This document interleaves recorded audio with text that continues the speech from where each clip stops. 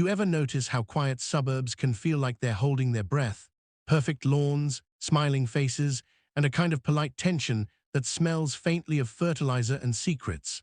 I thought I'd found peace when I moved to Alder Run, a sleepy neighborhood where garage doors gossip and everyone's mailbox is the same shade of regulation beige.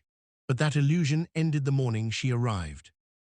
I was halfway up a ladder, chiseling feathers into a rough oak trunk that used to be my front yard tree. A storm had taken its limbs last spring, leaving behind a sturdy stump I'd turned into a weekend project, a carved owl, perched like a guardian of quiet rebellion. I was lost in the rhythm of the work when the sound of heels clicked across my driveway like a metronome of doom. Denise Apprentice, the self-declared queen of the Alder Run Homeowners Association, marched into my yard flanked by two board members in matching khaki, clipboard in hand, pearls gleaming like warning lights. "Victor Hale," she announced, loud enough to wake the squirrels. "The HOA ordered removal, not a pagan skyline." Her words hung in the air like a thundercloud. A wood chip, the owl's eyebrow I'd just carved, fell dramatically to the ground. Somewhere behind me, a neighbor gasped and dropped what sounded suspiciously like a can of La Croix. "That's how it started. My name's Victor Hale. I teach high school shop class, sleep like a rock, and collect quiet hobbies, whittling, black coffee, and ignoring group texts. I like things simple, predictable, peaceful." Unfortunately, none of those words describe Denise Apprentice. Denise is the kind of woman who says decorum like she's collecting a debt. She's got the kind of clipboard confidence that could end wars, or at least start one in a cul-de-sac. After the storm, I'd asked a city arborist about removing the dead oak. He inspected it, tapped it twice, and declared it perfectly safe to leave. No hazard, no problem, so I figured, why waste good wood? I'd turn it into something worth looking at. Apparently, worth looking at was my first mistake. Denise slapped a 72-hour removal notice on my door, printed on cardstock thick enough to stop a bullet. I emailed her the arborist's report. She wrote back in under an hour. "Optional for the city, not for Alder Run. We value uniformity here." Uniformity, her favorite word. The next morning, 2 HOA volunteers were on my lawn with tape measures, documenting my totem progress like I was building a launch pad for rebellion. A few days later, I caught Denise peeking through my fence slats, her phone camera clicking like paparazzi at a scandal. She circled my wood shavings in red pen and fined me $50 for, and I quote, "displaying religious iconography without approval." I walked out with my coffee. "It's an owl," I said, "not an idol." She squinted at my salmon, carving like it personally insulted her. "That is clearly a pagan eel," she declared, deadly serious. I wish I was making that up.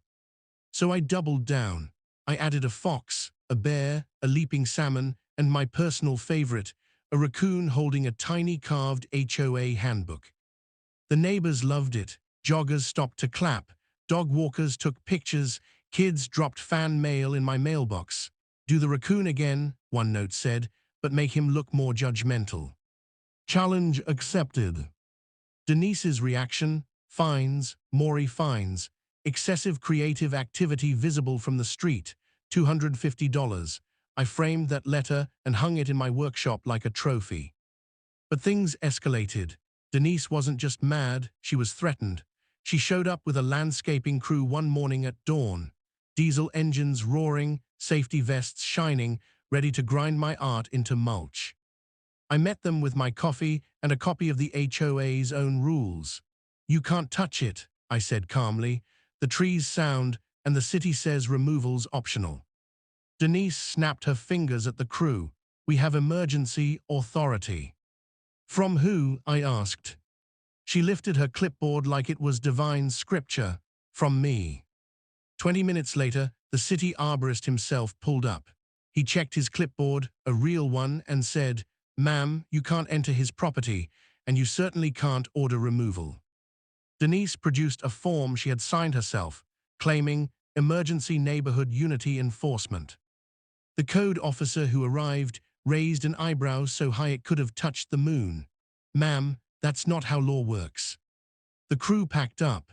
The arborist tapped my carving and said, "Actually, this is beautiful work." He even wrote an official letter declaring it decorative sculpture under residential art provisions. I posted that letter on a wooden stake in my yard like a victory flag. Denise saw it, and I swear on my table saw, she hissed. From that moment, she waged psychological warfare. She sent a neighborhood email calling my owl a looming idol encouraging wildlife loitering and community discord. Wildlife loitering. Meanwhile, bluebirds perched on the carved branches, and kids left little offerings of acorns and pine cones. Someone brought donuts. An old lady named Margaret started bringing lemonade and stories about her late husband who used to whittle. One day, I carved my raccoon holding a donut in his paws. Margaret took a picture. It went viral in our local Facebook group under the caption, "Judgy Raccoon Approves." Denise's blood pressure probably hit orbit. She tried everything: zoning violations, height restrictions, visual pollution ordinances. The city shut her down every time. Eventually, my Saturday carving sessions turned into neighborhood theater. People brought lawn chairs and watched like it was a Netflix premiere. That's when Denise crossed the line. One night, she and two of her board members, Karen Sullivan and poor Bob Hendris, crept onto my property with paint cans and tarps. My Ring doorbell caught everything in glorious HD. They whispered like cartoon burglars. "Start with the fox," Denise hissed. Karen fumbled with the paint lid. Bob muttered, "Maybe this isn't such a good idea." Then Bob tripped over my garden hose and faceplanted into the lawn, launching a geyser of gray paint that splashed across everything, including Denise's pearls. They managed one sad streak of paint across my fox's face before my motion sensor lights exploded on. I stepped out with my phone camera recording. "Good evening, committee members," I said, calm, like a teacher catching students cheating during an exam. The next morning, I uploaded the footage to the neighborhood page. It hit 400 views by breakfast. The comments were pure gold.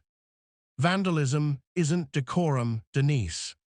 Is gray paint a pagan eel? This is what happens when Karens get clipboards." By noon, the city cited them all for trespassing and property damage. HOA insurance refused to cover it. The adjuster called it unsanctioned nocturnal art remediation.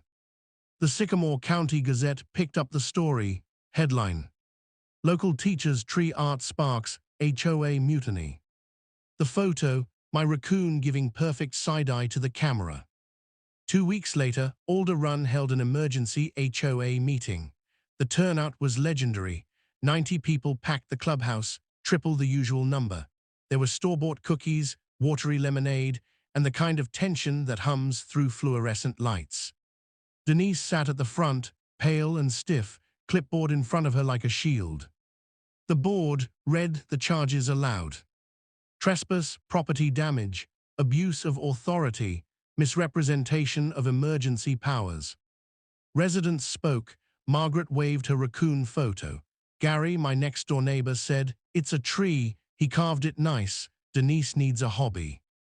The vote wasn't even close, 43-6. Denise was removed as HOA president, barred from enforcement for 3 years, and reassigned to beautification duty under direct supervision. When the final vote was read, she stood, trembling, clipboard in hand, face drained of all color. Then, without a word, she walked out. The room erupted in applause, so loud it rattled the cookie trays. Now, months later, the owl still stands in my yard, wings spread, watching over Alder Run. Birds still perch on it, kids still wave, and every so often I catch Denise walking by on her beautification shift, trimming hedges, glaring daggers at my raccoon. It's poetic, really. In Alder Run, where uniformity used to rule, a little wood and stubbornness carved out something better, a reminder that beauty can come from defiance, and peace doesn't always mean quiet. That was today's tale from HOA Tales. Thank you for listening. If this story touched you, share your thoughts in the comments. I'd love to hear from you.